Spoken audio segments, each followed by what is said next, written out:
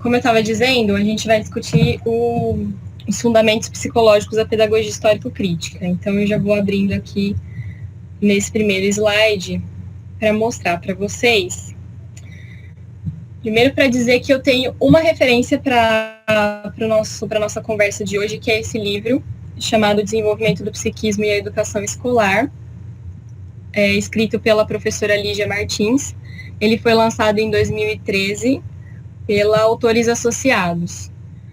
É essa obra que vai fazer as relações entre a pedagogia histórico-crítica e a psicologia histórico-cultural, porque é essa teoria psicológica que fundamenta a pedagogia histórico-crítica.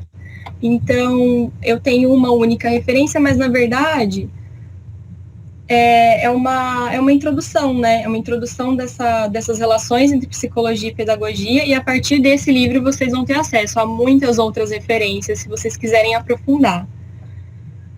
E eu não sei até que ponto vocês estão familiarizados com a teoria histórico-cultural, mas ela é uma teoria de dentro da psicologia que foi fundada por esses 3 autores que estão aqui na tela. O Vygotsky é mais conhecido dentro da educação. São 3 autores do século XX, e eles são chamados de psicólogos russos ou psicólogos soviéticos, porque eles viveram na União Soviética e fizeram seus trabalhos, né, a maior parte dos seus trabalhos, nesse contexto da União Soviética. E eles são considerados, então, os fundadores da teoria histórico-cultural, embora essa seja uma teoria de muitas outras referências, né, de aprendizes que foram continuando os trabalhos deles. Então, o Vygotsky é o mais conhecido, talvez seja o mais popular, né, que as pessoas tenham mais ouvido falar, mas também um outro nome importante é o Leontiev e um outro nome importante é o Luria.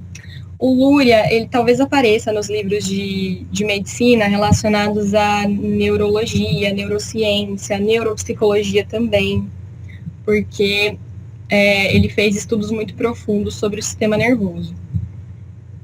Então, eu vou me referir sempre ao conteúdo desse livro, O Desenvolvimento do Psiquismo e a Educação Escolar, Contribuições à Luz da Psicologia Histórico-Cultural e da Pedagogia Histórico-Crítica. E a professora Lígia Martins faz um paralelo, na verdade ela faz uma relação muito íntima entre a pedagogia histórico-crítica e a teoria histórico-cultural, porque ambas são fundadas no mesmo método científico, que é o materialismo histórico-dialético. Então, elas se conversam, acho que mais do que se conversam, né? Elas se articulam de forma bem íntima. Bom, para deixar vocês com vontade de ler o livro, esse é o sumário do livro. Então, eu vou me referir a alguns elementos desse livro, me reportando a esses capítulos, tá? Primeiro, a gente vai falar um pouquinho sobre o desenvolvimento histórico-cultural do psiquismo humano. Depois, a gente vai falar sobre o psiquismo como um sistema funcional, tentar explicar o que significa ser um sistema funcional, né? Aí, no capítulo 3, a professora Lígia, ela faz uma síntese bem interessante de cada uma das funções psíquicas e como elas se desenvolvem. E isso é importante para a gente entender, então, como a pedagogia histórico-crítica ou como a atividade pedagógica pode intervir no desenvolvimento para promovê-lo. E aí, por fim, o último capítulo fala do papel da educação escolar no desenvolvimento psíquico. Bom, como nós estamos falando de desenvolvimento, né? Como eu disse no começo, a psicologia vai contar para a gente como o ser humano se desenvolve, como se dá o desenvolvimento, para a gente poder saber como intervir. Então, é necessário que a gente domine, nós como professores ou pedagogos, é necessário que a gente entenda um pouquinho do desenvolvimento humano. Para isso, então, eu pensei em começar falando sobre alguns elementos do conceito de desenvolvimento para essa perspectiva teórica aqui que a gente está tomando, que, na verdade, esses elementos eles vão começar a ajudar a gente a entender o desenvolvimento. Então, é uma introdução. São elementos essenciais do desenvolvimento, desse conceito de desenvolvimento. E aí, depois, vai precisar de aprofundamento, né, para entender melhor como ele se dá. Mas, então, de forma geral, eu posso dizer que a teoria histórico-cultural entende que o desenvolvimento psíquico do ser humano começa por por aquilo que o Vygotsky especialmente chama de amálgama indiferenciado de processos funcionais. E ele vai se diferenciando, né, ao longo do curso do desenvolvimento em um sistema complexo de relações ou em funções psíquicas especializadas que vão atuar em concerto. Elas atuam como um sistema. A gente vai tentar entender o que significa isso. Para eu entender esse movimento que parte de um amálgama diferenciado e se diferencia em funções e tal, eu faço uma analogia com a biologia, porque a minha formação inicial é na biologia, né? E eu acredito que eu esteja falando para a maioria aqui de médicos, né? Então, eu acho que as analogias com a biologia funcionam. Bom, se a gente pensar no desenvolvimento biológico, ontológico, como que o desenvolvimento biológico se dá? Ele parte de um grupo de células-tronco que são indiferenciadas, né? E essas células, elas se multiplicam e se diferenciam em células bastante especializadas. Então, a célula-tronco, ela é indiferenciada, mas ela tem dentro dela o potencial para se diferenciar nas mais diversas formas celulares. Então, o psiquismo humano ele vai caminhar dessa forma. Ele vai surgir no início com o nascimento, por exemplo, de um bebê, né? Como como se fosse uma célula-tronco, um psiquismo indiferenciado, e com a apropriação da cultura, as funções psíquicas vão adquirir especialização e elas vão atuar em conjunto. Esse desenvolvimento, ele é contraditório. A base da contradição é o fato do ser humano, como ser social, encerrar nele a contradição entre natureza e cultura. Então, nós somos seres sociais, nós somos seres culturais, mas nós somos seres biológicos também. E o que promove, então, o nosso desenvolvimento psíquico é essa contradição. Se é um desenvolvimento contraditório, ele vai apresentar momentos de evolução, ele vai apresentar momentos de estagnação, em que aparentemente nada acontece, ele pode apresentar involuções, ou seja, ele é um desenvolvimento complexo, certo? Ou seja, o desenvolvimento de um aspecto do psiquismo, o desenvolvimento de uma habilidade, o domínio de um assunto, promove o desenvolvimento do sistema como um todo, mas isso não acontece de forma homogênea, na mesma velocidade ou na mesma direção. Então, a gente deve pensar nesse desenvolvimento como linhas que se diferenciam, elas têm independência relativa umas das outras, mas, ao mesmo tempo, elas fazem parte da mesma unidade. Essa característica de heterogeneidade do psiquismo vai explicar, por exemplo, por que nós podemos ser indivíduos super habilidosos em determinados aspectos, em determinadas situações, e super inaptos em outras, né? O aprendizado de uma coisa promove o desenvolvimento como um todo, mas não de forma homogênea, tá? E um outro destaque que eu dou sobre o desenvolvimento é que ele acontece em saltos qualitativos, ele não acontece de forma linear ou gradual. Então, o desenvolvimento psíquico, cognitivo, cultural, eu não posso imaginá-lo como uma escadinha de degraus e que vai do mais simples para o mais complexo de forma gradual. Esse movimento por saltos qualitativos, ele é muito bem explicado pelas leis da dialética, e traduzindo aqui para o desenvolvimento humano, eu posso entender que a gente vai passar, nós indivíduos humanos, nós passamos por períodos em que nós vamos acumulando pequenas mudanças na nossa individualidade, e essas mudanças, elas vão promovendo a acentuação de contradições internas em nós, até que essas contradições se tornam tão insustentáveis que elas precisam ser superadas. E aí a gente entra numa fase de mudança qualitativa muito rápida, que é o salto qualitativo. O Vygotsky e outros autores da teoria histórico-cultural explicaram esse desenvolvimento por meio de uma periodização mesmo. Existem fases do nosso desenvolvimento que são gerais, que todos os indivíduos passam, embora nós tenhamos diferenças singulares, e são fases que têm nomes, inclusive, nomes diferentes, dependendo do autor, mas uma que é mais comum é a que dá nome à atividade desenvolvente. Então, a criança bem pequena, o bebê, ele está na fase da atividade de comunicação emocional com o adulto. Então, o que desenvolve o bebê, né, nessa primeira fase, primeira etapa da vida, é a comunicação emocional com o adulto. Até o momento que o bebê internalizou a linguagem de maneira suficiente para que ele consiga produzir as primeiras palavras, para que ele consiga começar a falar. E aí, essa apropriação, essa internalização da linguagem e essa capacidade de começar a falar promove um salto qualitativo no desenvolvimento e promove neoformações cerebrais, corticais, funcionais.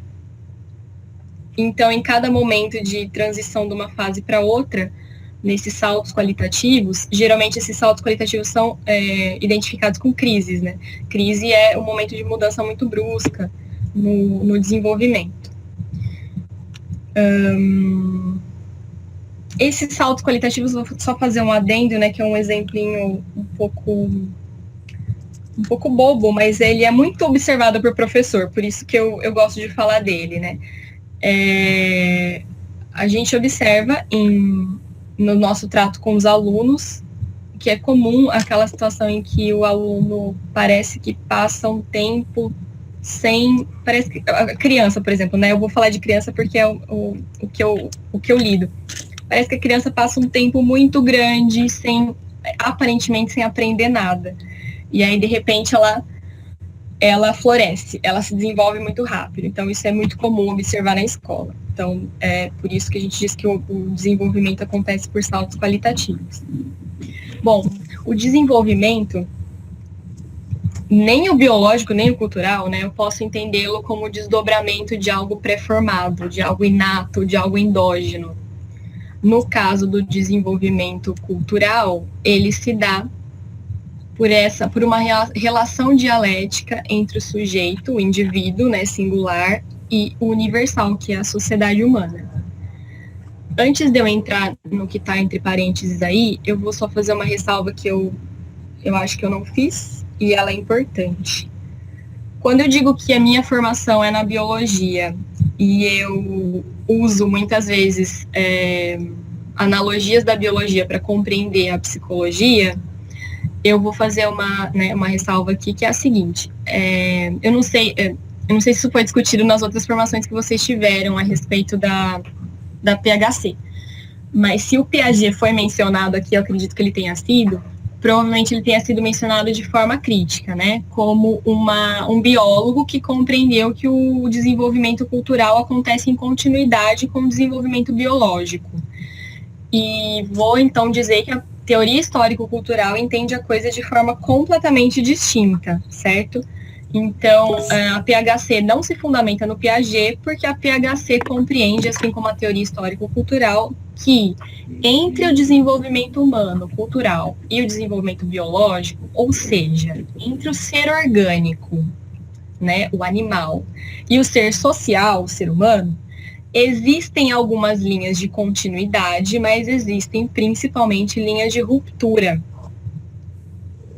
Então, as leis do desenvolvimento cultural, social, são diferentes das leis do desenvolvimento biológico. E a principal diferença aqui está no fato do desenvolvimento biológico ser espontâneo. Uma vez que o espermatozoide entra em contato com o óvulo e forma o zigoto, o processo de diferenciação das células-tronco acontece espontaneamente, né? Sem nenhuma questão, sem nenhuma necessidade de relação externa, vamos dizer assim. Mas no caso do desenvolvimento cultural, o sujeito, o indivíduo, ele só se torna humano, né? Vamos dizer assim, porque quando nós nascemos, quando nós somos bebês recém-nascidos, nós somos aquele amálgama indiferenciado que se comporta na base do puro reflexo. A gente não tem um psiquismo humanizado ainda. A humanização vem com a apropriação da cultura. Então, o que promove o desenvolvimento cultural é a internalização da cultura. É sobre isso, praticamente, apenas que eu vou falar aqui. Então, a gente não pode confundir, né? Apesar de eu fazer essas analogias, eu não posso confundir desenvolvimento cultural com biológico. Como é que se dá, então, essa relação dialética entre sujeito e sociedade? Por esse movimento que a pedagogia histórico-crítica chama de dinâmica entre objetivação e apropriação. A objetivação, ela... Bom, antes de falar disso, eu vou indicar uma leitura, gente, porque essa relação dinâmica entre objetivação e apropriação, ela é um pouquinho complexa. Para a gente aprofundar, eu vou indicar um livro chamado A Individualidade para Si, do professor Newton Duarte. Quando a gente abrir para pergunta e eu abrir para minha tela de novo, aí eu mostro o livro na câmera para vocês, tá? Mas falando de modo bem sintético.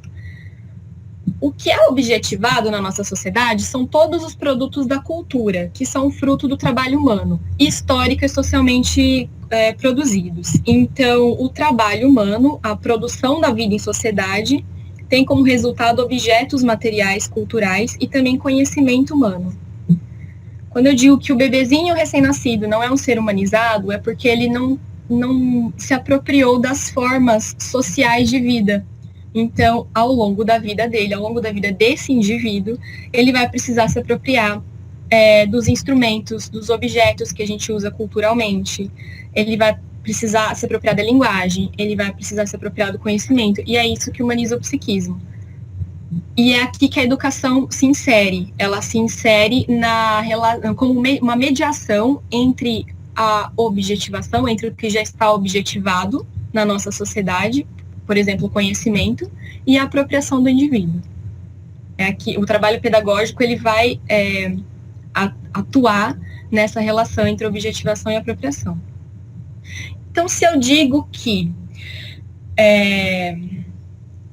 o indivíduo, o ser humano, ele não nasce humano, mas ele precisa se humanizar, eu posso entender, a partir da teoria histórico-cultural, que a personalidade, ela não é inata, ela não nasce conosco. Nem a personalidade, nem a consciência, nem a individualidade, elas não são inatas, elas não são endógenas, elas são históricas. É claro que eu posso identificar diferenças de comportamento, de temperamento entre bebês muito novos ou até mesmo entre animais. 2 animais da mesma espécie, eles podem apresentar comportamento muito distintos. Eles podem ter, um pode ser mais calmo, mais tranquilo, o outro pode ser um pouco mais reativo, mais medroso. Mas isso não significa personalidade, isso significa diferenças de comportamento biológico. A personalidade propriamente dita, e aí a teoria histórico-cultural vai ter toda uma explicação, vai elaborar toda uma teoria a respeito do que é a personalidade, né? A personalidade propriamente dita, ela é construída ao longo dessa história de apropriação da cultura. A consciência também. A consciência entra como um elemento da personalidade. A concepção de mundo também. E aí, aqui, por fim, o último elemento que eu quero destacar do desenvolvimento humano é uma contradição nesse movimento do desenvolvimento. Só que não é uma contradição no sentido da incoerência, é uma contradição dialética. Bom, se a personalidade é histórica, se a individualidade é histórica, se para ela ser desenvolvida é necessário que esse sujeito se humanize, eu estou falando, na verdade, de uma relação entre singular, particular e universal, que são categorias da dialética. E aí eu digo o seguinte, um bebê recém-nascido, indefeso, né? A gente sabe que o bebê humano é bastante indefeso. Ele é considerado um ser maximamente social, pela teoria histórico-cultural, porque ele depende quase que absolutamente dos adultos que cuidam dele. Então, ele não tem autonomia, ele não tem individualidade desenvolvida. Para ele construir individualidade e personalidade, ele precisa se apropriar do que é universal, do gênero humano, dos elementos da cultura. O adulto continua sendo um ser social, mas ele já tem uma individualidade desenvolvida. Então, é uma contradição, por quê? Porque eu só me desenvolvo como individualidade singular, única e irrepetível se eu me aproprio do gênero humano que é universal. Certo? Esse também é um elemento importante para entender o desenvolvimento humano. E como a pedagogia histórico-crítica, como para a pedagogia histórico-crítica o conceito de individualidade é muito importante, eu vou então depois mostrar a capa desse livro que eu indiquei. Certo? Bom, então a gente vai entrar em algumas características do desenvolvimento histórico-social do psiquismo humano. Nesse livro, o livro da professora Lígia Martins, ela faz uma síntese do ancestral, do nosso psiquismo ancestral, que é o psiquismo natural. E é importante voltar nessa síntese para a gente entender o que é que faz o psiquismo humano ser humano, então, né? E ela, então, faz essa síntese com base no Leontiev, que é a foto desse, que tá representado pela foto aqui.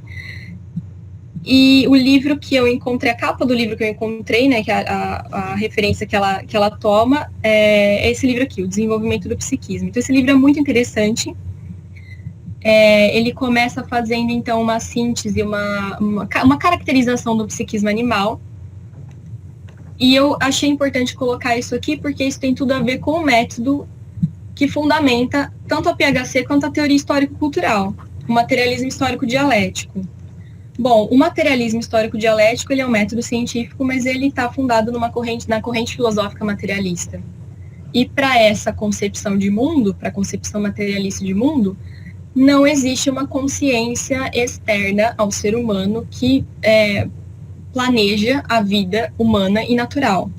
A consciência, ela é humana. Ela veio com a organização da matéria. Então, é mais ou menos assim. Surge a matéria inorgânica. Essa matéria inorgânica acumula uma quantidade de mudanças que faz com que em determinado tempo ela se transforme em matéria orgânica.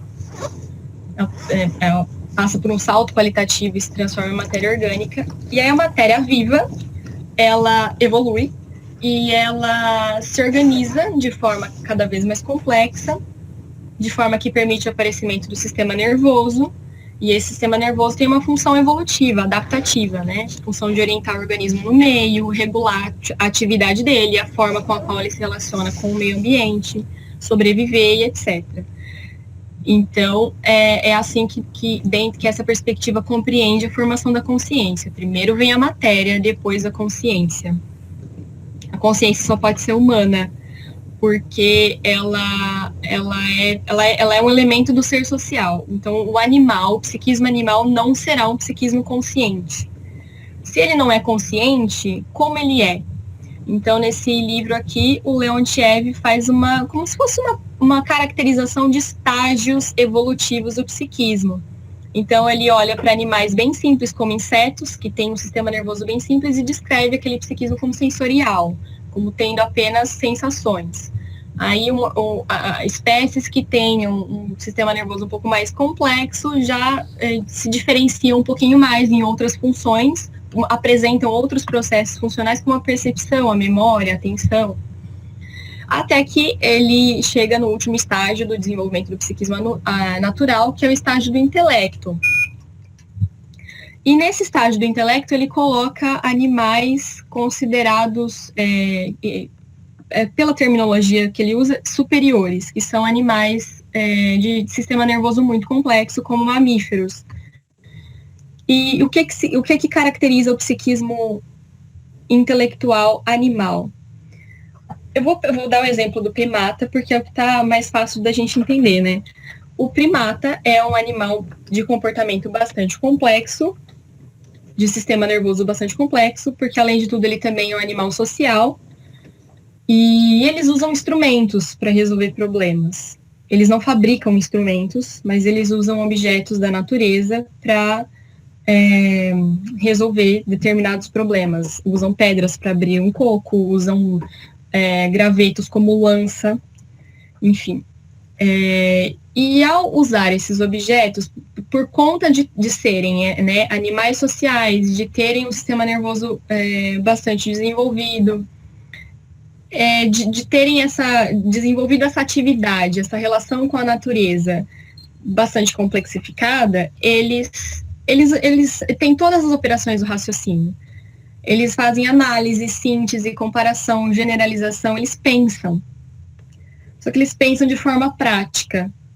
Ou seja, eles pensam na dependência de um campo perceptual concreto. Eles pensam manipulando objetos. Se você tirar os objetos da mão do macaquinho, ele não raciocina. E é mais ou menos essa a inteligência que a criança que acabou de nascer apresenta. É uma inteligência prática. Porque quando nós nascemos com o legado que a natureza nos deu, que a evolução nos deu.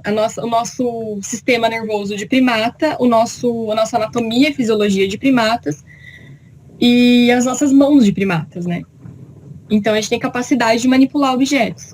E é assim que a criança bem pequena raciocina. Ela analisa, sintetiza, generaliza e compara, manipulando objetos. Bom, um elemento importante aqui que a professora Lígia vai tratar nesse livro, é por isso que ela passa a falar do Leontiev primeiro, é o movimento de transformação do psiquismo humano de natural a cultural. O que promove essa transformação? Eu disse que os primatas utilizam instrumentos, mas o ser humano, ele passa a fabricar instrumentos. Ele modifica um determinado objeto da natureza para transformar a natureza de forma qualitativamente diferente da forma com a que o animal transforma a natureza.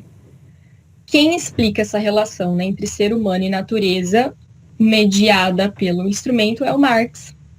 E o Vygotsky se fundamentou, então, nessa relação de mediação entre ser humano e natureza, mediada pelo instrumento de trabalho, para explicar a mediação que vai acontecer no plano ideal. Então, aqui na parte de baixo dessas flechinhas, quando a gente vê, né, o sujeito, o ser humano, essa flechinha conectando o sujeito com o instrumento, que é essa lança aqui. Essa lança a gente está representando todos os instrumentos e meios de trabalho. Toda a rede complexa de mediação de trabalho, do trabalho humano que transforma profundamente a natureza. Tá? Essa transformação, vamos pôr que ela acontece no plano material. Ela acontece no plano objetivo. Qual que é o papel do instrumento aqui? O papel do instrumento, em primeiro lugar, é superar os limites da anatomia humana. Então, se nós não temos asas para voar, a gente inventa um meio de transporte aéreo. Se nós não temos força muscular para levantar uma pedra muito forte, uma pedra muito pesada, né? Nós inventamos uma máquina que consiga. É por isso que nós transformamos a natureza de modo qualitativamente diferente, muito mais profundo do que os animais transformam, porque o instrumento de trabalho faz com que a gente supere os nossos limites fisiológicos e anatômicos. Além disso, o instrumento se coloca aqui como uma mediação de uma relação que antes era direta entre o humano e a natureza, ou melhor, entre o ser orgânico, né, e a natureza. O ser orgânico, vamos pôr os animais, né? Vamos pegar os animais porque eles têm sistema nervoso e eles fazem uma imagem da realidade. Os animais têm uma relação direta com a natureza, que é a relação de resposta de estímulos que acontece no plano reflexo. O ser humano, ao inventar atividade de trabalho, ele coloca algo que interrompe, que é, no plano material é um instrumento, interrompe essa relação imediata. E promove, então, a diferenciação entre esses dois polos, sujeito e objeto, que antes estavam unidos num único polo, que era a natureza, animais são naturais, o meio ambiente que eles vivem também. E agora, essa separação, então, faz com que esse polo aqui, que antes era animal, passe a criar um mundo novo, que é o mundo social, que se distingue, que se torna contrário ao mundo natural. Certo? Então, isso aqui tudo é explicado pelo Marx. O Vygotsky leu Marx e, a partir desse movimento de mediação, ele entendeu que o trabalho humano é coletivo desde a sua origem. Existe a divisão social do trabalho. Ele não é feito nunca por um indivíduo só. Ele é feito pela coletividade e cada grupo social tem seu papel específico no trabalho. Então, a atividade de trabalho mesma, ela exigiu a criação, a elaboração com a história, né, e com a sua complexificação, de uma forma de comunicação que seja objetiva. No caso dos animais, que conseguem se comunicar entre si, a comunicação que eles estabelecem é mais no plano emocional, uma comunicação subjetiva. Eles expressam estados emocionais subjetivos, mas eles não dão nomes para as palavras, para as coisas que existem no mundo. Eles não dão significado objetivo, eles não têm uma linguagem de significado objetivo. Nós humanos elaboramos essa linguagem de significado objetivo por exigência do próprio processo de trabalho. E aí, a unidade de análise da linguagem para o Vygotsky é o signo. Signo é representação, toda a representação ideal de algum objeto material, algum objeto que exista no mundo real. Então, a linguagem humana, ela passa a criar representações simbólicas do que existe na realidade, do que existe materialmente. Certo? Então, o Vygotsky explica o signo, que é a forma, que é como se fosse a célula. O signo é a célula do pensamento simbólico, vamos por assim. O signo, ele é análogo ao instrumento de trabalho. Da mesma forma que o instrumento de trabalho coloca uma mediação entre sujeito e objeto no plano material, o signo faz a mesma forma, faz a mesma mediação no plano ideal, no plano da consciência. Ok? Bom, e aí, gente, o psiquismo humano passa a ser não só apenas prático, como é o psiquismo animal, apenas com a capacidade apenas de lidar com objetos concretos e materiais, mas ele lida também com objetos, ou melhor, com representações ideais. E eu coloquei aqui uma citação da professora Lígia para a gente entender isso melhor. Ela diz que a unidade funcional entre as mãos, o cérebro e a linguagem, no caso do ser humano, né?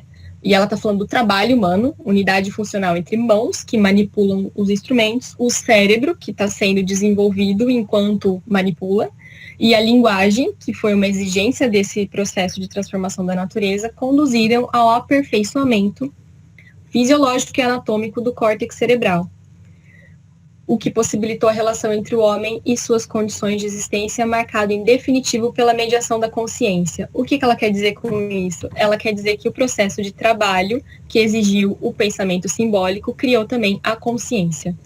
Então, o ser humano, além dele, ele transforma o mundo e cria um mundo novo, ele faz isso de forma consciente. E aí, a professora Lígia interpreta o psiquismo humano, ela caracteriza o psiquismo humano como uma imagem do real, uma imagem subjetiva da realidade objetiva. Podemos compreender o psiquismo humano, o que é essa imagem do real, né?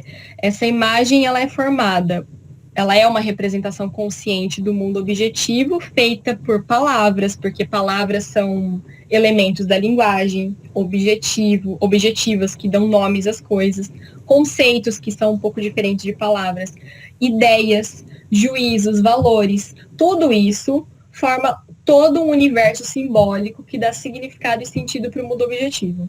Então, o psiquismo humano, ele funciona com base nesse universo simbólico, ele dá significado e sentido para as coisas. Esse universo simbólico, ele é construído social e historicamente. Ele é externo ao sujeito singular. Então, quando nós nascemos, nós não temos, a gente tem acesso a esse universo simbólico porque a gente está inserido numa comunidade de falantes, mas nós ainda não nos apropriamos desse universo simbólico. E nós precisamos apropriar dele ao longo da vida para nos humanizarmos. Vou dar destaque aqui para uma diferenciação que a gente precisa fazer entre significado e sentido, porque esse universo simbólico é repleto de significado e sentido. Mas o significado, ele tem caráter social, mais universal, mais objetivo, porque ele é compartilhado mesmo socialmente. Então, o significado das coisas é aquilo que é objetivo, que todo mundo concorda, que é compartilhado socialmente. Todos sabemos o que é água, todos sabemos o que é uma árvore, todos sabemos o que é um planeta, enfim. Só que o sentido, esse universo simbólico não é feito só pelo significado, ele também é feito pelo sentido que é pessoal. Ele é construído no plano do singular, no plano do indivíduo. E ele tem um caráter mais subjetivo. Apesar de eu saber o significado objetivo de determinada coisa, água, por exemplo, eu construo ao longo da minha história um sentido pessoal com aquela coisa. A água também tem um sentido pessoal para mim, que pode não ser o mesmo sentido de um outro indivíduo, certo? Então, essa imagem que a gente forma da realidade, que a gente forma na nossa consciência, no nosso psiquismo, tem um filósofo chamado Lukács, não sei se vocês já ouviram falar, ele é dentro da perspectiva marxista também, que ele faz uma imagem muito assim, acho que até pitoresca dessa questão, né? Ele fala assim, imagina que existe um filósofo idealista atravessando a rua. Então, o filósofo idealista, vocês sabem, né, que a corrente idealista da filosofia, algumas correntes vão questionar a existência material mesmo das coisas, chegam a dizer que tudo é fruto de uma consciência, ou que tudo é fruto da projeção da nossa consciência, quando elas são bastante subjetivistas, enfim. Aí o Lukács faz essa imagem, né? Imagina um filósofo bastante idealista, ele fala um berkeliano fanático. Imagina um berkeliano fanático atravessando a rua. Tem um carro vindo na direção dele. Ele não vai filosofar sobre a existência material ou não do carro, ele vai desviar do carro. Então, essa relação espontânea que a gente tem no plano cotidiano da vida, né, com o mundo material, é que corrige a imagem, os aspectos subjetivos da imagem. Porém, isso não significa dizer que o trabalho ou essa relação espontânea e prática com a vida, que está aí no mundo cotidiano, no mundo do trabalho, é suficiente para corrigir toda e qualquer distorção dessa imagem. E eu estou me referindo a isso porque a gente precisa olhar também para o desenvolvimento histórico do pensamento humano.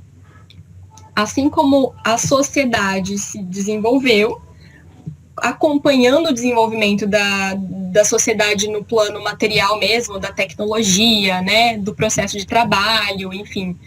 Acompanhando esse desenvolvimento material, houve o desenvolvimento do pensamento humano. Então, informações sociais bastante primitivas, em que o trabalho era bastante primitivo, em que a relação com a natureza tinha caráter mais prático do que teórico-prático, apesar de haver transformação da natureza, apesar dessas sociedades conseguirem se formar como sociedades, a concepção de mundo dessas sociedades pode ser bastante personificada, bastante mística, mítica, bastante mágica, ou seja, pouco objetiva. Com a diferenciação e sofisticação do processo de trabalho, essa própria sofisticação exigiu uma objetividade cada vez maior no pensamento, porque para desenvolver tecnologia, para tornar o processo produtivo cada vez mais preciso, cada vez mais eficiente, foi necessário desenvolver um tipo de pensamento que seja cada vez mais objetivo. Então, a ciência, a arte, a filosofia, elas vão ter o papel de corrigir a imagem que a gente faz do real, de corrigir a concepção de mundo. Então, é só a gente pensar no desenvolvimento da própria ciência, em como o seu desenvolvimento, né, o desenvolvimento da ciência, transformou concepções de mundo ao longo da história. Por exemplo, hoje sabemos que a Terra é redonda, né, ela não é plana. Em algum momento da história, todos acreditávamos que a Terra era plana.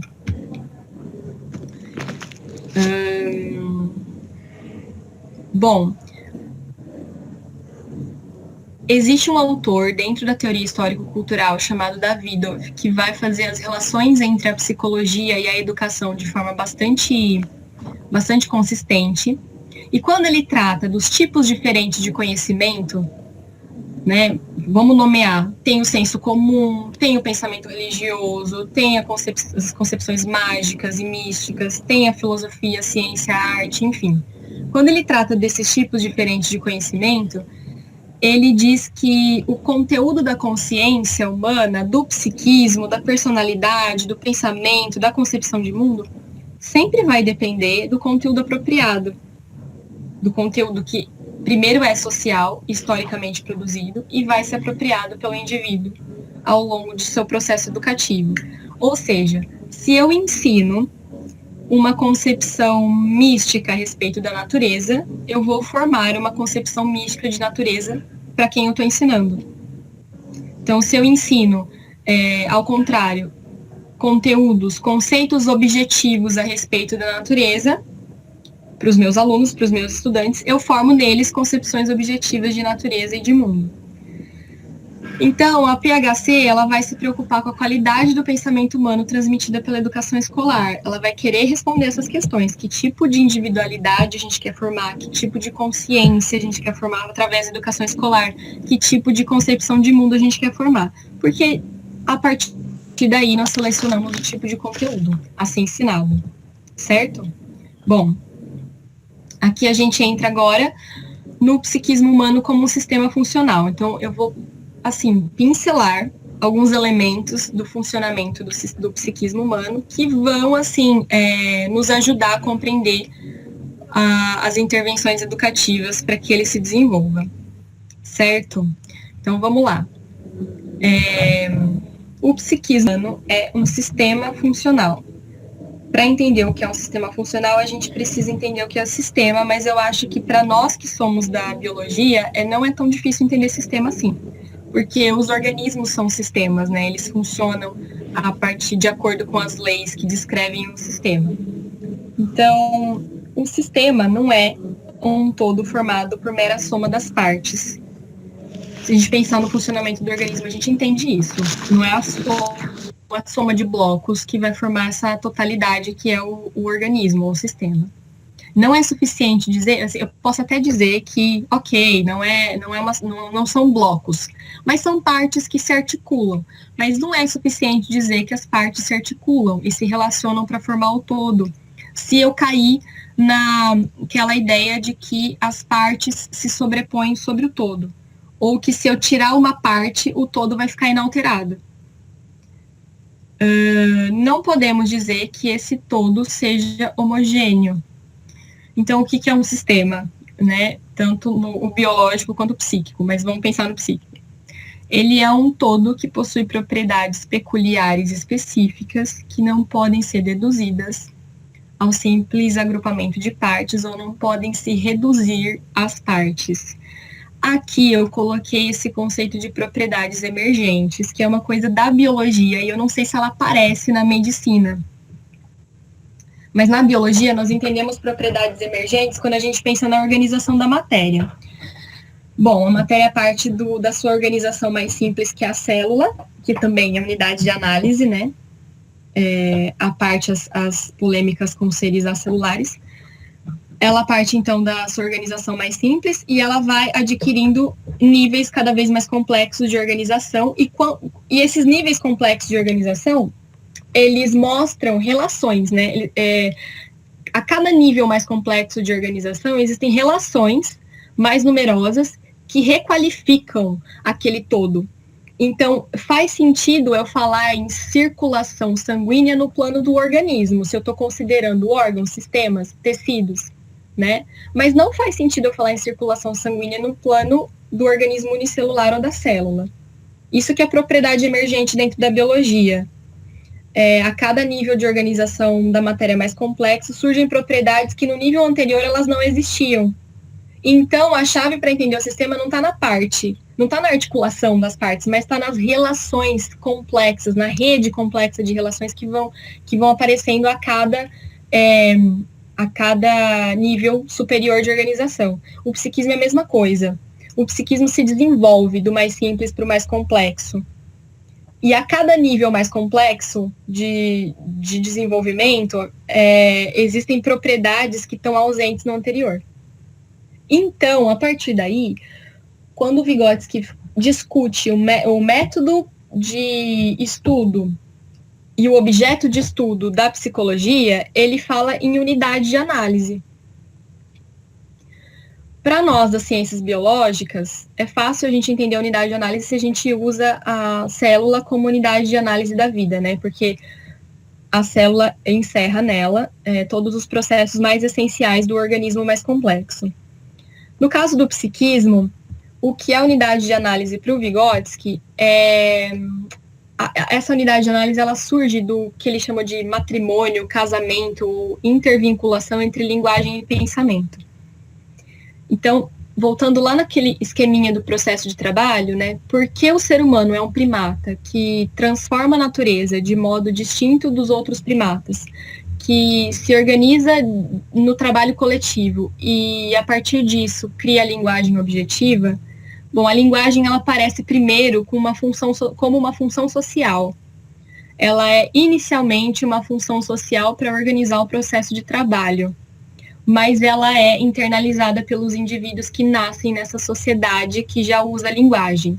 Então, de social, essa função passa a ser psíquica, certo?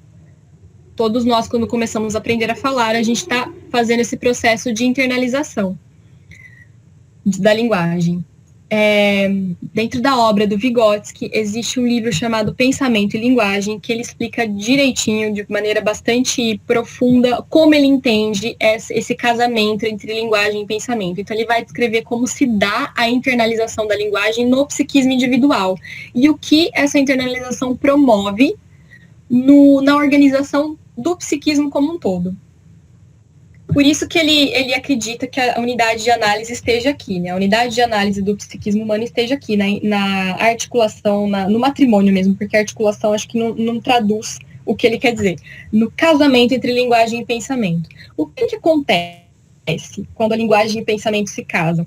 O pensamento que antes era prático, e aqui a gente tem um macaquinho, usando um instrumento para solucionar, né, algum problema prático. Então, ele está pensando porque ele está manipulando coisas. A partir do momento que esse pensamento se apropria da linguagem, ele adquire caráter simbólico. Claro que isso não acontece magicamente. Precisa de um longo processo de desenvolvimento para isso acontecer. Essa internalização põe em movimento a diferenciação dos processos funcionais de naturais a humanizados. Então, aqui nós já temos um ser humano, no caso, Graciliano Ramos, escrevendo, trabalhando com ideias, né? Pensando de forma abstrata. Bom, a unidade de análise, então, a célula do psiquismo humano está no signo. O signo é aquele elemento mais fundamental da linguagem que tem uma representação, ele tem um lastro material, porque ele veio de algum objeto material, e ele tem uma representação ideal. A internalização dos signos da cultura, ela vai promover aquele psiquismo primitivo, que está na condição de amálgama sincrético, de célula-tronco, que está operando no plano das reações de reflexo, que tem processos funcionais elementares ou naturais, para um psiquismo complexo, humanizado. E aí esse psiquismo vai apresentar processos funcionais especializados e diferenciados. Nesse livro, que está como referência da nossa conversa hoje, cada um desses processos funcionais, sensações, emoções, sentimentos, atenção, tem pelo menos 2 páginas de síntese dedicadas a eles. Mas eu vou falar só algumas coisinhas sobre o que são esses processos funcionais psíquicos humanizados, para deixar vocês com vontade de ler, tá? Então, o que são as sensações? O que são as sensações? Sensações são funções psíquicas, são um elemento do psiquismo, então é uma parte do psiquismo, uma parte daquele todo, daquele sistema, estão relacionadas aos 5 sentidos, audição, paladar, olfato, etc. O psiquismo natural, ele apresenta sensações. Então, tem aí uma diferenciação. Não é que o psiquismo natural é totalmente indiferenciado. Ele tem um certo grau de diferenciação. um animal como uma ave tem uma memória muito boa, ela tem um certo grau de atenção, de pensamento, de emoção, de sensação. Acontece que o psiquismo humano é bastante mais diferenciado, ele é qualitativamente diferente mesmo do que o natural. Então, o que são as sensações naturais? As sensações naturais estão voltadas para a sobrevivência e elas têm um grau de diferenciação bem inferior às nossas. As nossas sensações humanas, elas são educadas pela cultura. Pensa num jurado, um jurado do MasterChef, ou um jurado de gastronomia em geral, que consegue identificar os ingredientes de um prato só por colocar a comida na boca. Então, ele não sabe como o prato foi preparado, mas ele identifica, né?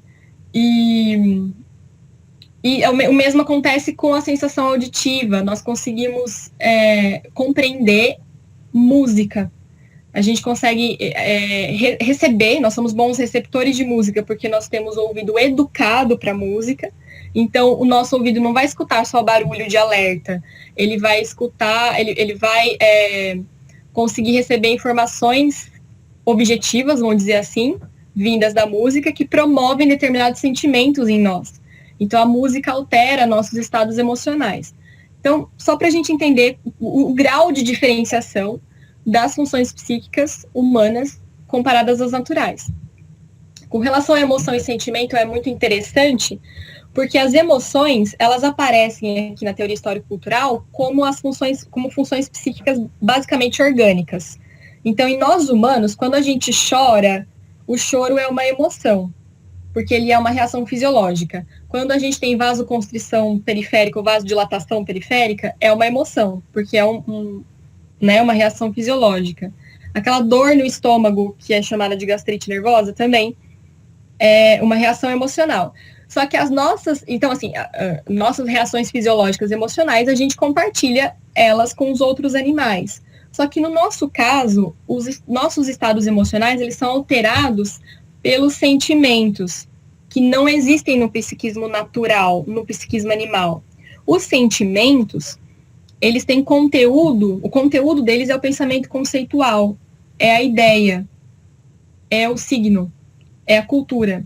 Então, sentimentos como raiva, amor, culpa, ansiedade, eles necessariamente precisam do pensamento abstrato.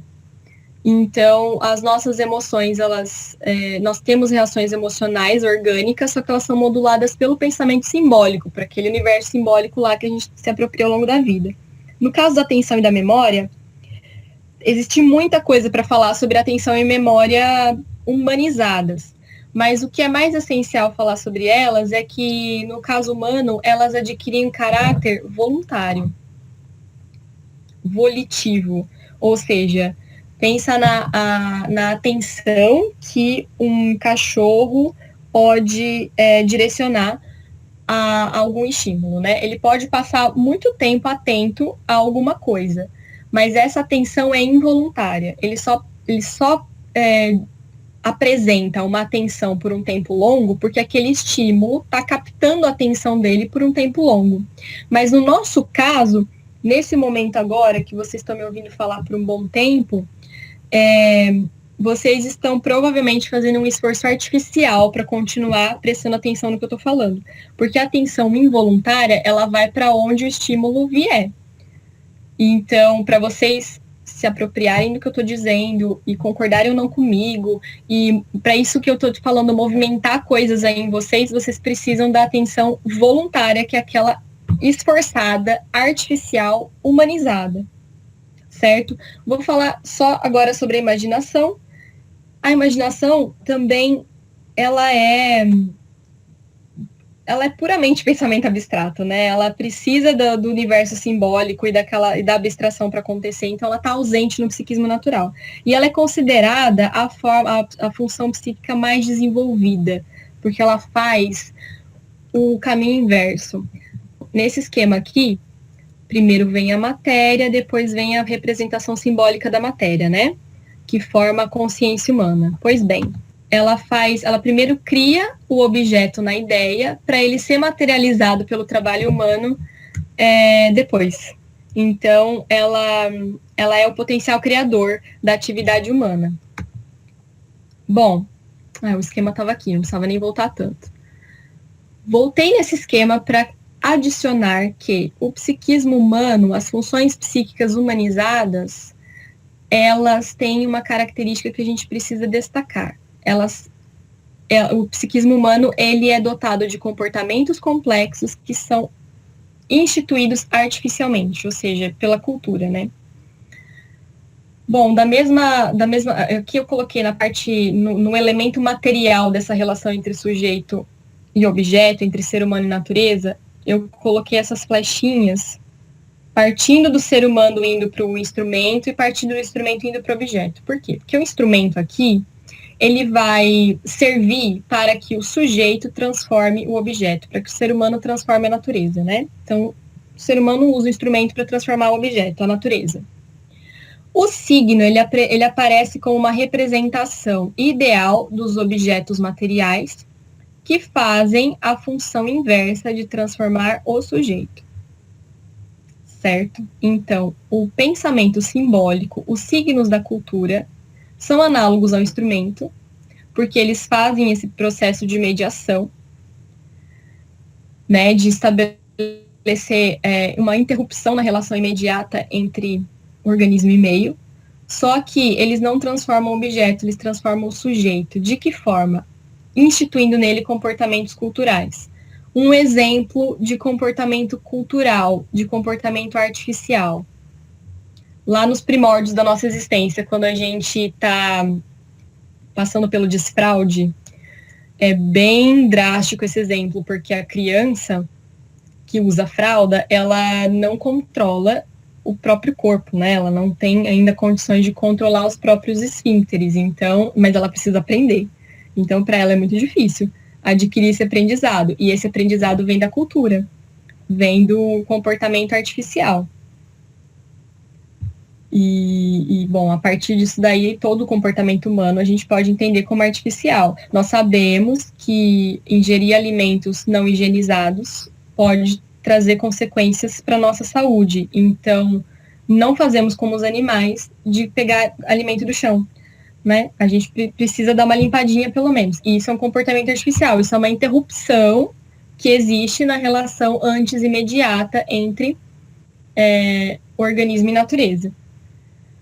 Uma característica do comportamento humanizado é que ele é autodominado. Então, nós controlamos o nosso comportamento, nós seres humanos. Ou pelo menos a gente tenta controlar.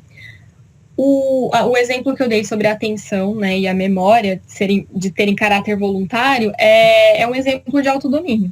Então, estou aqui, né, há horas escutando uma aula, eu estou dominando o meu comportamento, estou adquirindo, né, estou operando aqui no plano do autocontrole para ignorar, sei lá, a dor que eu estou nas costas, ou a vontade de comer, ou a vontade de dormir.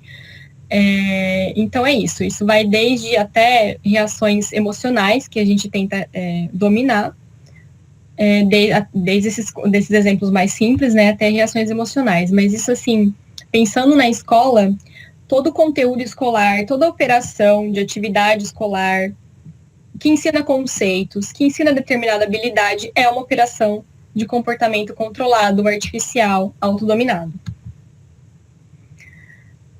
Um outro elemento do psiquismo como um sistema funcional que nós precisamos entender e que a teoria histórico-cultural apresenta como uma grande diferença com relação a outras correntes da psicologia, é o fato desse psiquismo ser sim diferenciado em processos funcionais específicos, especializados, mas eles formam uma unidade. Eles não deixam de operar em concerto. Ou seja, no psiquismo humano, há unidade entre razão e emoção, ou entre o desenvolvimento cognitivo e afetivo.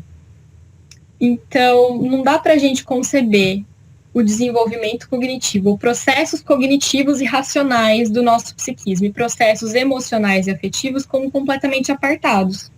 O que significa dizer que, é claro que assim, eles não têm uma relação muito direta, eles têm determinada certa autonomia, mas eles estão em relação. Então, um depende do outro. É uma independência só relativa. Significa dizer que um desenvolvimento insuficiente no plano racional e cognitivo pode, em determinado momento, emperrar o desenvolvimento emocional e vice-versa. Significa dizer também que o objeto afeta o sujeito.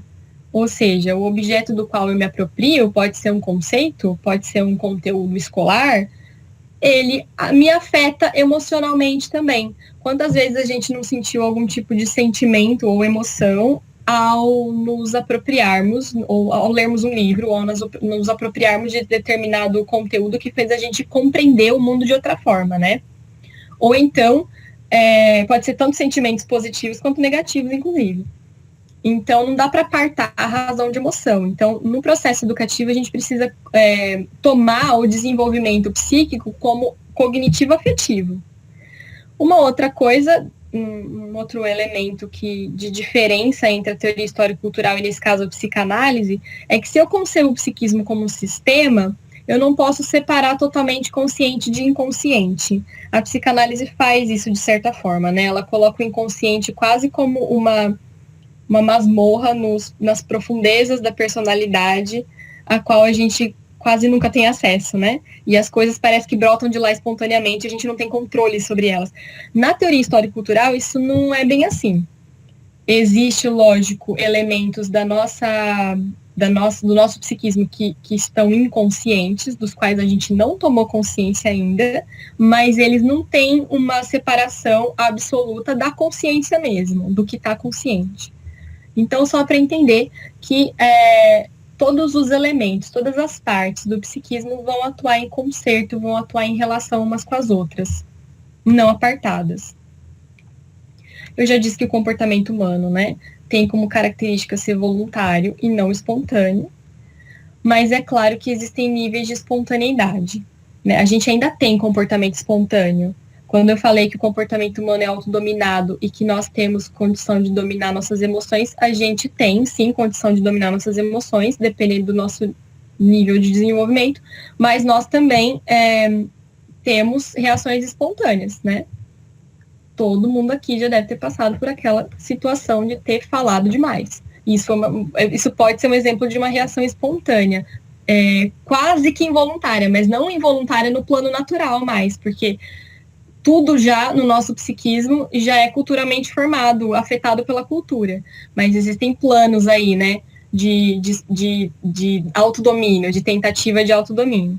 Só que de maneira, né, essencial, se a gente compara o psiquismo humano com o animal, nós temos a condição de tornar nosso comportamento menos espontâneo, mais controlado, mais voluntário.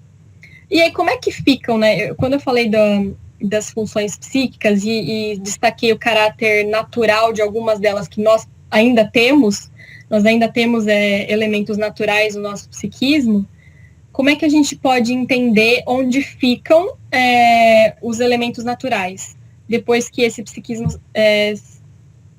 se apropria da cultura?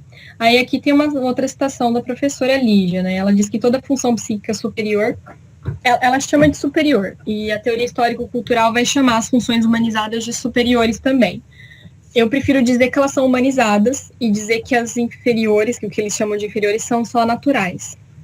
Funções naturais, funções humanizadas. Mas aqui a terminologia, para vocês saberem, também tem essa terminologia entre inferiores e superiores. Todas elas resultam da interiorização de funções externas, que são sociais primeiro, em decorrência das quais essas formas naturais ou inferiores cedem lugar às formas superiores de comportamento. Mas não é que elas cedem lugar absolutamente. Elas continuam aqui, como, por exemplo, as nossas reações emocionais, que são orgânicas. Só que elas adquirem outro conteúdo. Elas sintetizam-se em novos patamares e em funções complexas. Agora a gente entra no papel da educação escolar, no desenvolvimento psíquico. E eu vou falar de alguns elementos destacados nesse livro aqui, da relação entre escola e o desenvolvimento psíquico, para a gente ter tempo para conversar, tá? Bom, disse para vocês que existem níveis de desenvolvimento do conhecimento humano, existem tipos de pensamento, e no que diz respeito ao grau de objetividade, pensamentos mais objetivos, pensamentos menos objetivos, pensamentos mais místicos, mais personificados, os tipos de pensamento.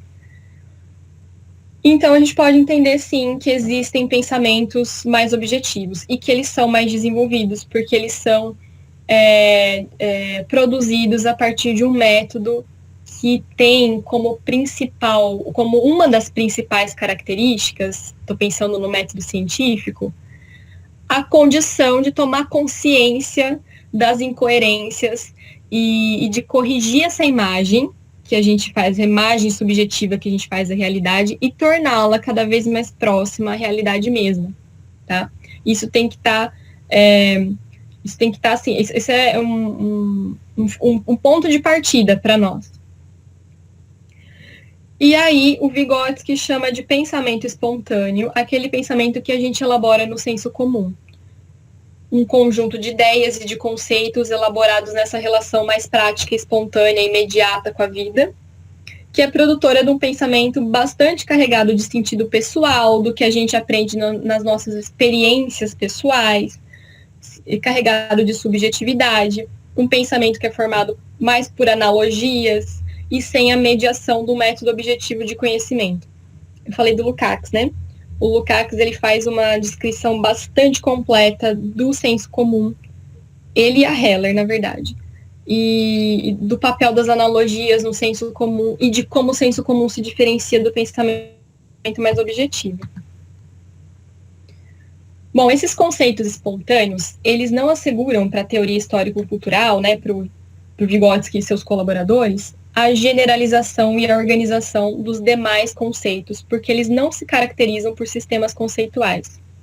Ou seja, o conceito espontâneo, que na verdade não é bem um conceito, o que o Vygotsky chama de conceito é aquilo que é elaborado a partir do método científico. O que é conceito espontâneo, a gente pode chamar de... Nem sei se a gente pode relacionar isso com o que ele chama de pseudo-conceito depois na periodização do pensamento, mas enfim, conceito espontâneo não é conceito propriamente dito, mas vamos chamar de conceito espontâneo. Eles são limitados em capacidade abstrativa, eles não conseguem organizar a realidade em níveis hierárquicos de abstração. Vou dar um exemplo desse nível hierárquico de abstração com o conceito de vegetal aqui, né? Dentro da biologia, vamos por assim, vegetal ele é um conceito de generalização bastante ampla, então ele é bastante rico no aspecto geral, no aspecto da generalização, no aspecto abstrativo, mas ele é pobre em concretude, né? E o conceito de gramínea é um conceito subordinado ao de vegetal. E ele diz respeito a um grupo bem pequeno de vegetais. Então, ele tem maior grau de concretude e menor grau de abstração.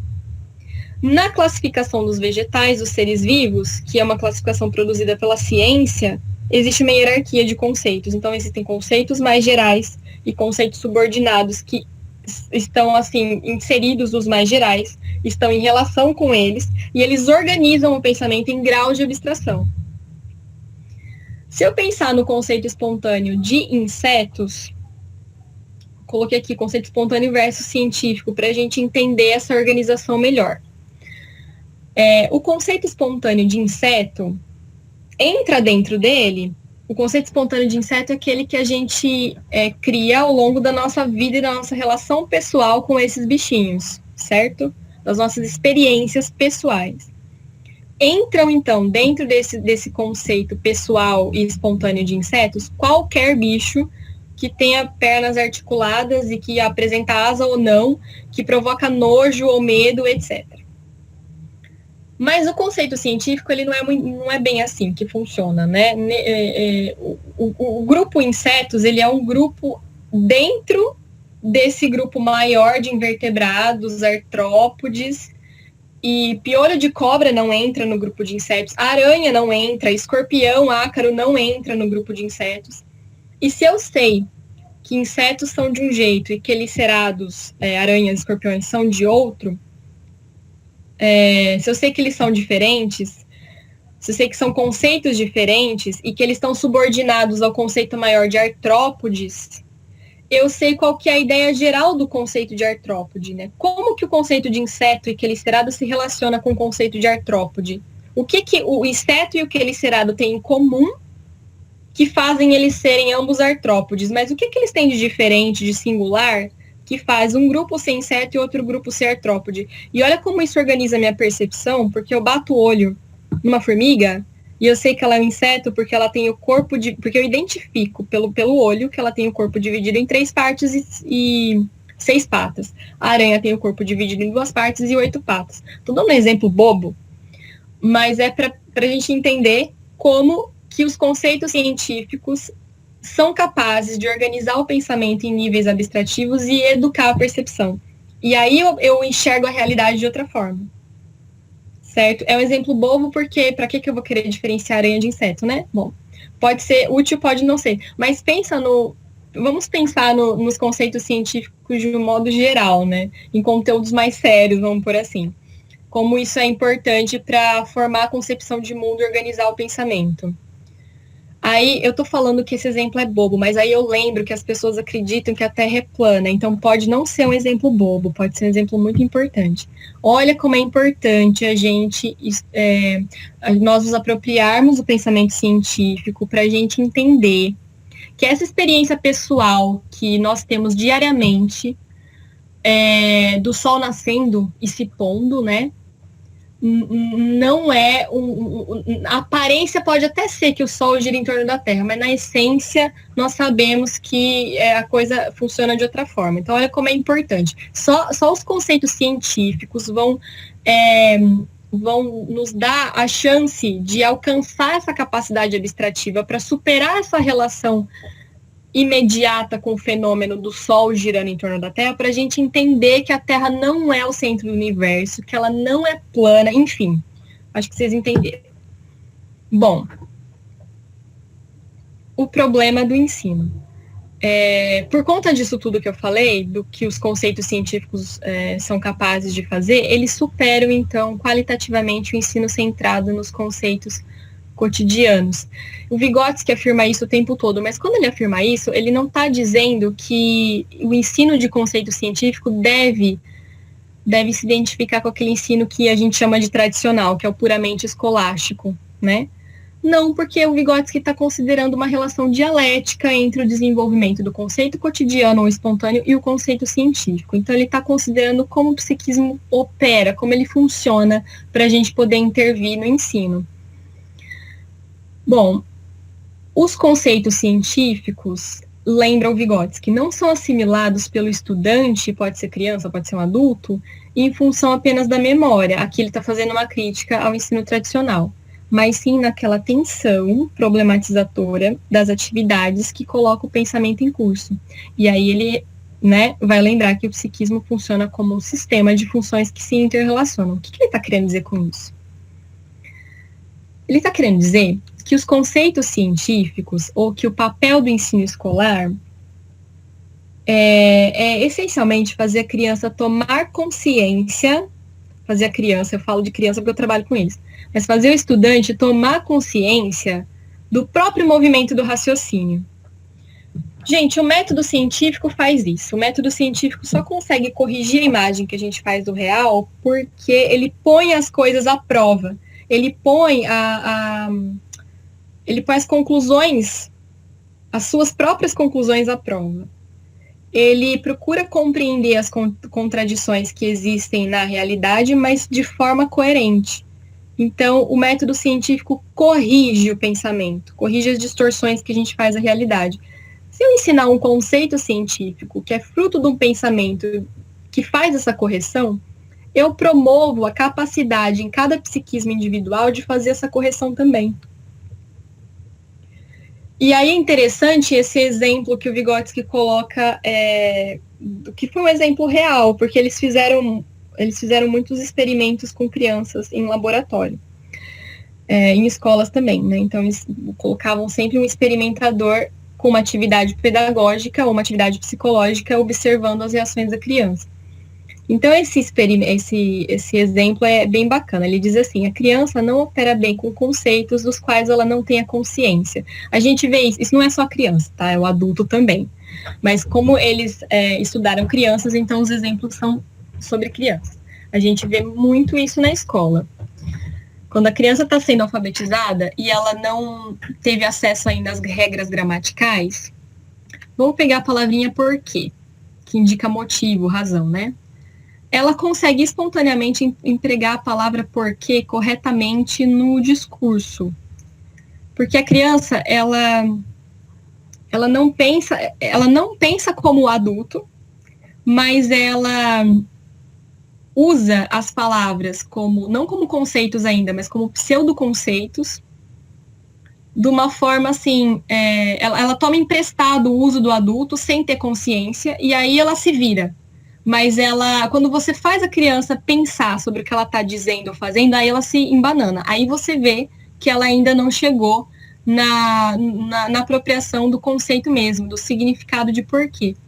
Porque aí, se eles propunham uma atividade, né, que ela pense sobre isso, aí ela errava na resposta. Ela dizia assim: o menino quebrou a perna porque foi levado ao hospital. Então não tem nexo isso, né? Então por aí a gente vê, foi por aí que o Vygotsky percebeu que a criança pensa por pseudoconceito.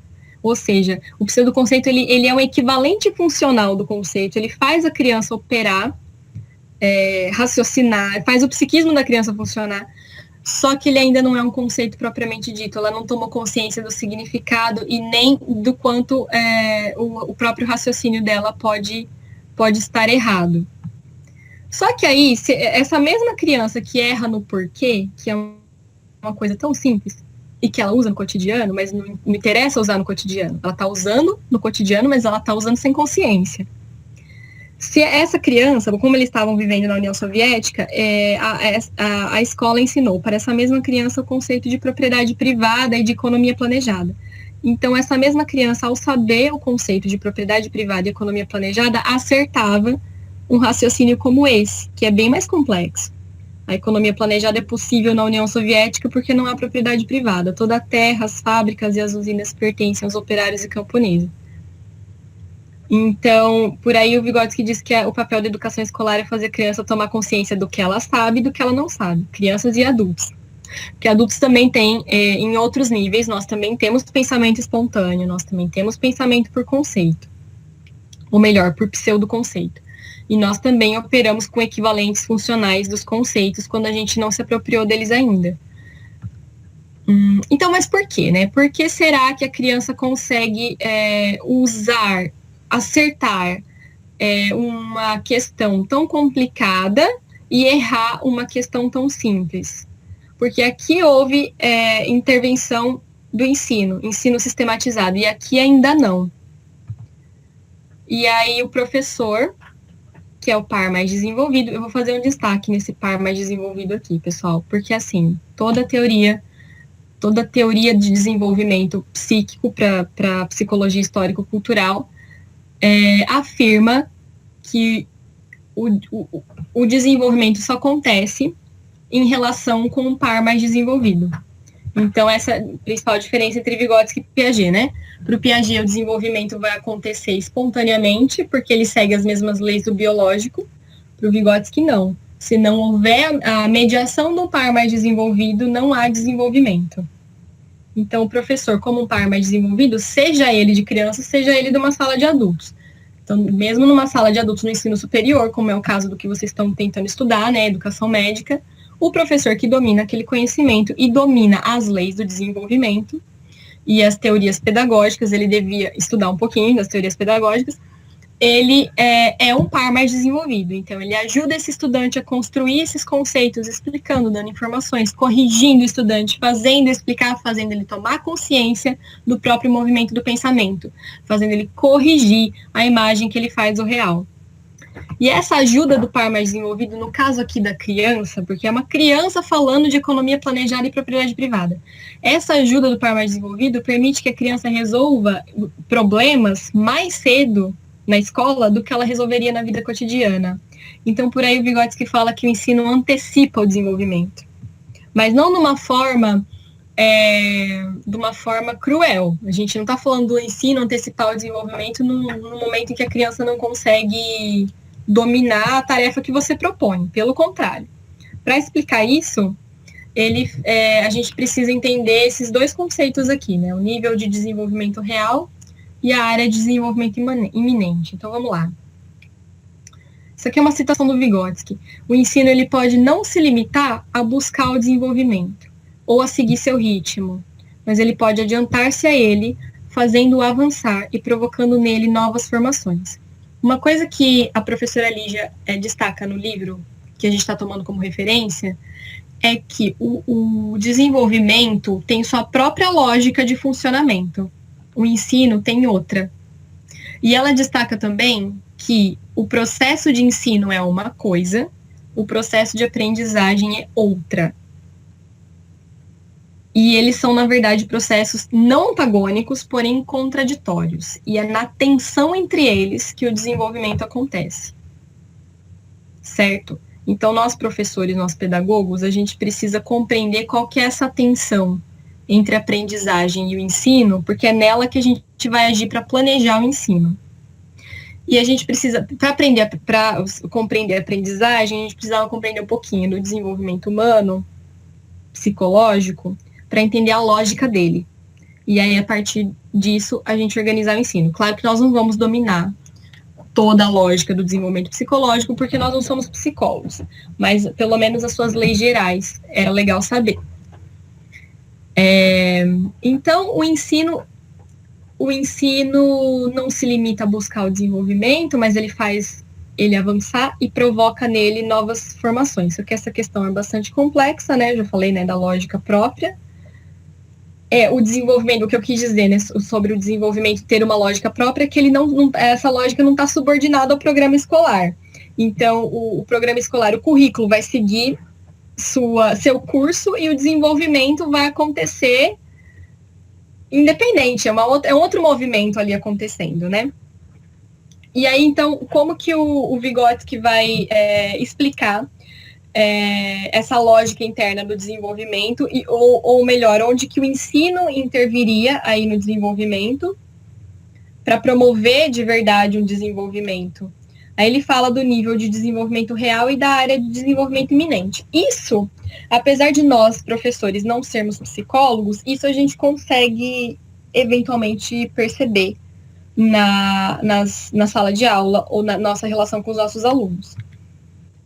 O nível de desenvolvimento atual, ele é uma área assim abstrata, tá? É um modo de dizer.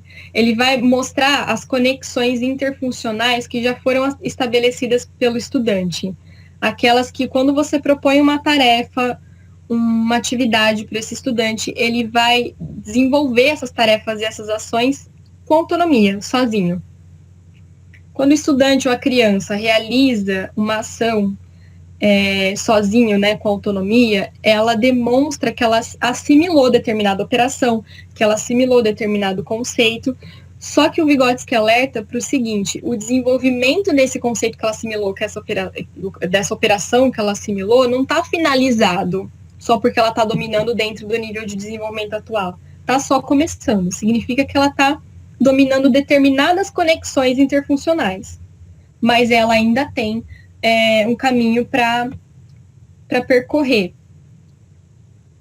Porque ele diz assim, que o domínio do conceito ou da operação indica as relações que existem entre tais operações e conceitos e relações de funções psíquicas que já foram conquistadas. Então, o nível de desenvolvimento atual vai mostrar para mim o que a criança já se apropriou e o que ela já conseguiu de neoformação no psiquismo. Só que o ensino não deve atuar aí, porque o ensino atuando aí não é sinônimo de promoção da aprendizagem ou do desenvolvimento. E é por isso que ele vai falar de uma outra área maior que a do nível de desenvolvimento atual. É a área do desenvolvimento iminente, que vai mostrar para a gente, vai direcionar direcionar relações interfuncionais mais complexas. Então, se no nível atual a criança ou o estudante mostra determinados conceitos e operações que ela já domina, fora dele, na área de desenvolvimento iminente, são as relações interfuncionais que ela ainda tem que conquistar. São as áreas de conexões entre as funções psíquicas que ela ainda não se apropriou, que fogem do seu domínio. Então, é aqui que incide o ensino. E a gente chama de área de iminência do desenvolvimento, porque é algo que está pendente, inacabado, mas está em via de acontecer por meio do ensino. Então, é nessa área de desenvolvimento iminente que é também observável, não observável do ponto de vista psicológico, mas observável do ponto de vista ali da relação do estudante com a tarefa sugerida, com a tarefa dada para ele, a gente percebe o que ele ainda não dominou. E é ali que você, professor, vai atuar. Então, é ali que a gente planeja o ensino. Então, o Vygotsky diz assim, o bom ensino se adianta ao desenvolvimento para poder promovê-lo. Quando ele quer dizer que o ensino se adianta ao desenvolvimento, então, não é ensinar o que a criança não pode, o que o estudante não pode ainda, não domina ainda, o que está fora até da área de desenvolvimento iminente dele. Mas significa atuar na tensão entre o nível atual e a área de desenvolvimento iminente. Então, assim, quando eu proponho uma tarefa que eu vejo que tem uns 2 ou 3 estudantes que não conseguiram realizar, nem com a minha ajuda, eu volto operações para trás, eu volto para a área para o nível de desenvolvimento atual. Porque se ele não conseguir nem com a minha ajuda, eu não vou promover desenvolvimento. Vocês entendem que isso é diferente do ensino tradicional? Vocês entendem que negar o Piaget não significa ser tradicional? Né? Porque o professor tradicional está ali vomitando conhecimento e não está preocupado com a própria lógica de desenvolvimento psíquico, né? Mas, ao contrário, na pedagogia histórico-crítica, eu, como professora, não como psicóloga, não preciso dominar todos os pormenores do desenvolvimento, mas essas leis gerais para identificar o que meu aluno consegue fazer sozinho e o que ele ainda precisa aprender, quais são as conexões interfuncionais que ainda precisam ser estabelecidas, isso é observável, isso é possível. Na minha relação, então, com esse aluno que não está conseguindo fazer a coisa sozinho e nem com a minha ajuda, eu volto para o que ele conhece. Se eu estou no ensino superior, eu estou trabalhando não com manipulativos, eu estou trabalhando com conhecimento abstrato, né? Eu estou fazendo basicamente relações abstratas entre conceitos. E eu percebo que o meu estudante não compreendeu ele não atingiu aquele nível de abstração, pois eu volto para um nível mais concreto, para a área de desenvolvimento atual, pego ele pela mão, né? E tento promover as conexões das quais ele ainda não dominou, mas que estão aí na iminência dele dominar. Entendem? Então é por isso que o ensino não é o ensino escolástico, esse ensino do qual fala a teoria histórico-cultural e a pedagogia histórico-crítica. Aí temos um esquema maravilhoso aqui, só para a gente entender essa relação entre essas duas, o nível e a área de desenvolvimento, porque às vezes esquemas são mais visíveis, né? Algumas pessoas gostam de esquemas. Então, essa carinha feliz é o seu estudante. E o nível de desenvolvimento atual é essa área cinza maior, que são as funções, as conexões psíquicas, os conceitos já dominados, as coisas mais conquistadas. Mas fora dela tem a área de desenvolvimento iminente, que vão mostrar para a gente as pendências interfuncionais e afetivo-cognitivas, porque nós não estamos apartando razão de emoção, né? E olha qual é a tarefa do ensino: identificar essas pendências interfuncionais e agir planejada e sistematicamente sobre elas. Certo? Bom, eu estou finalizando. Eu vou só entrar em alguns elementos da formação de conceitos. O Vygotsky, no livro, não lembro se é no livro Pensamento e Linguagem ou se é no outro volume, ele estabelece uma periodização do desenvolvimento do pensamento, da abstração. E isso é muito importante para nós, né, que estudamos educação. Como que se dá o desenvolvimento do pensamento abstrato, né? Como que a internalização entre linguagem e pensamento, a articulação entre os dois, faz o pensamento prático adquirir níveis cada vez maiores de generalização, e em cada momento do desenvolvimento, o Vygotsky identifica uma qualidade da generalização. Então, ele fala do pensamento sincrético, do complexo associativo, do complexo por coleção, complexo em cadeia, complexo difuso, pseudoconceito e conceito. Cada momento desse é um momento de qualidades diferentes de generalização. E o que promove esse desenvolvimento, essa periodização do pensamento abstrato, é a formação de conceitos, né? Como que por meio do ensino de conceitos científicos, aquele psiquismo que antes tinha um pensamento puramente abstrato, né? Começa puramente prático, na verdade, puramente concreto, começa a alcançar níveis de abstração cada vez mais amplos e mais profundos. Bom, então, eu não vou falar da periodização, mas eu vou falar desses elementos mais centrais da formação de conceitos. Então, o que é formação de conceitos nesse caso? É o ensino, a partir do ensino escolar de conceitos científicos, os conceitos cotidianos que já estão elaborados no plano da experiência pessoal, do senso comum, eles vão se enriquecendo e eles vão adquirindo objetividade, eles vão se aproximando dos científicos, certo? Vygotsky fala que tudo que promove, tudo que é motor do desenvolvimento, do movimento para a dialética é a contradição. Então, se eu disse lá no começo que nós, seres humanos, nos desenvolvemos como humanos porque nós encerramos em nós a contradição entre natureza e cultura, porque nós somos um corpo biológico, né? Nós somos primatas que vivem socialmente e produzem cultura. Aqui vai acontecer a mesma coisa, é uma outra contradição, é uma contradição agora entre o ensino, entre o conceito escolar, que é científico, ele tem um determinado grau de objetividade, de abstração, e o conceito cotidiano. Como é que o Vygotsky caracteriza o conceito científico? Não, vamos começar do cotidiano. Como que ele caracteriza o conceito cotidiano? É aquele conceito espontâneo, são aquele conjunto de ideias, valores, juízos, etc., que nós formamos no plano prático da vida e nas nossas experiências pessoais.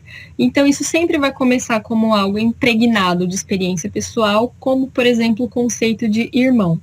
Se temos irmãos, meu irmão, por exemplo, nasceu quando eu tinha 3 anos. A partir dos 3 anos, eu já tinha um conceito, já estava formando um conceito pessoal de irmão. Mas eu não consigo, nessa etapa da vida, resolver um problema abstrato e lógico sobre o irmão de um irmão. Eu só conheço meu irmão concreto, que tem nome, que vive ali comigo. Um grau de abstração um pouquinho maior não me permite compreender mais o conceito de irmão. Então, o conceito cotidiano não mostra graus grandes de generalização e abstração. Ele é rico em experiência pessoal, pobre em objetividade e abstração. Já o conceito científico, ele começa, vamos pensar assim, do ensino, quando ele é apresentado no ensino, com a sua definição verbal e aplicação em operações não espontâneas. Eles começam esquemáticos e eles carecem da riqueza do conteúdo da experiência pessoal. Aí, alguns conceitos tratados pelo Vygotsky, né, que a gente pode não ter experiência pessoal. De exploração a gente tem, né? Mas de escravidão, guerra civil, podemos não ter. Algumas pessoas têm. Mas vamos pegar, assim, o conceito de fotossíntese. Nós não temos a experiência pessoal do conceito de fotossíntese. Não há como ter uma experiência pessoal desse conceito. Porque é um fenômeno que não está visível, não está na nossa vida, nem na nossa vida social. Exploração é um processo social, então a gente tem acesso a ele na nossa experiência pessoal, né? Mas a fotossíntese não. Então, é um exemplo mais drástico de zero experiência pessoal e máxima abstração. Bom, então percebe que eles têm contradições, né? Enquanto um tem muita abstração, começa esquemático, não tem o conteúdo rico, né, da experiência pessoal, o outro é o contrário disso. E aí, como é que se dá o desenvolvimento? Não é independente, né? O desenvolvimento do conceito científico, o Vygotsky diz, o Davidov também fala que começa de cima para baixo, porque de cima pensando no grau de abstração, para baixo pensando no grau de sentido pessoal. E o espontâneo é o contrário, de baixo para cima. Então, o desenvolvimento dos conceitos espontâneos e dos científicos não são independentes, mas eles são em direção opostas. e é preciso que o estudante tenha atingido certo nível de desenvolvimento do conceito cotidiano para compreender um conceito científico correlato, por exemplo, exploração, guerra civil, escravidão, etc. Se isso tiver, se alguns elementos dessa experiência tiverem no nível de desenvolvimento atual, com pendências ainda abstrativas para serem resolvidas, aí eu estou numa situação muito boa de ensino, né? Eu posso operar aqui, ó, nessa tensão. E à medida, então, que essas linhas de desenvolvimento do científico e do espontâneo se aproximam, olha o que acontece. Os conceitos espontâneos ou cotidianos vão se aperfeiçoando porque o estudante vai tomando consciência deles. E os conceitos científicos vão adquirindo a riqueza da experiência pessoal. E aí sentido e significado se articulam. E então é dessa forma que acontece a contradição entre conceito cotidiano e científico. É por isso que o desenvolvimento é promovido, por conta da contradição aqui, da tensão entre essas duas áreas, certo? Se não há contradição, não há promoção do desenvolvimento. Tem uma frase que o Vygotsky usa com frequência, que eu acho que veio do Marx: a anatomia do homem é a chave para a anatomia do macaco. Então, é o mais desenvolvido que promove o desenvolvimento do menos desenvolvido. E uma outra frase que é muito usada pela professora Lígia, que é a autora desse livro que eu estou usando, é inter que vira intra. É na relação interpessoal que os processos funcionais psíquicos vão se tornar intrapsíquicos. E aí, uma outra coisa, né, uma última coisa que é importante para nós e da qual esse livro trata, e é por isso que eu tomei esse livro como referência também, é que o ensino precisa operar dentro dessa relação aqui, conteúdo, forma, destinatário. Bom, o destinatário é o aluno, né, o sujeito que está recebendo o conteúdo. Eu tenho que ensinar determinado conteúdo de determinada forma, dependente do destinatário. Então, como é que isso acontece? Eu vou dar um exemplo aqui exemplo da química, porque é um exemplo de um amigo meu. Eu adoro esse exemplo, então vou usar esse exemplo.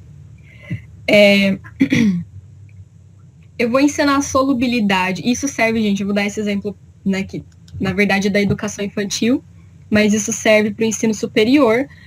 Podemos depois no debate fazer essas relações aí, né, com o ensino superior. Estou na educação infantil e vou ensinar para aquelas crianças que são meus alunos o conceito de solubilidade. Então eu estou lá com um pote de água e açúcar.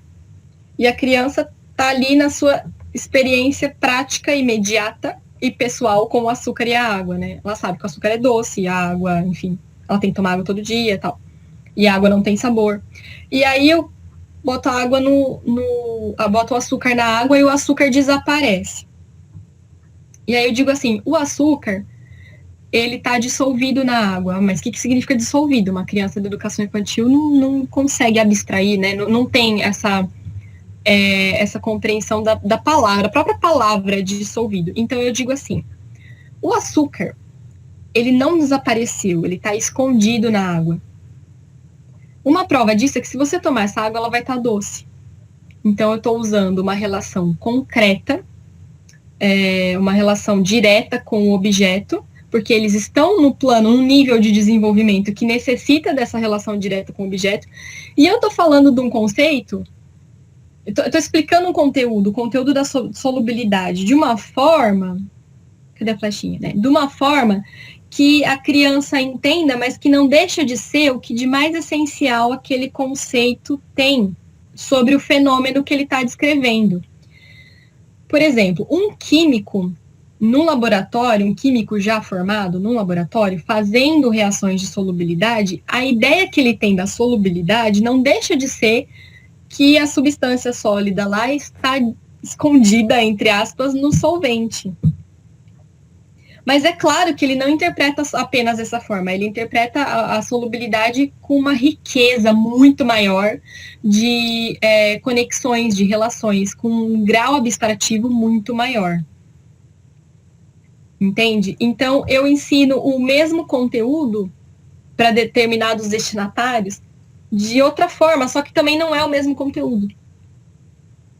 Então, eu estou o tempo todo, como professor, operando conteúdo e forma, conteúdo e forma, conteúdo e forma, dependendo do estágio do meu destinatário. E não é só no mesmo nível, às vezes eu tenho que fazer isso do indivíduo para o outro.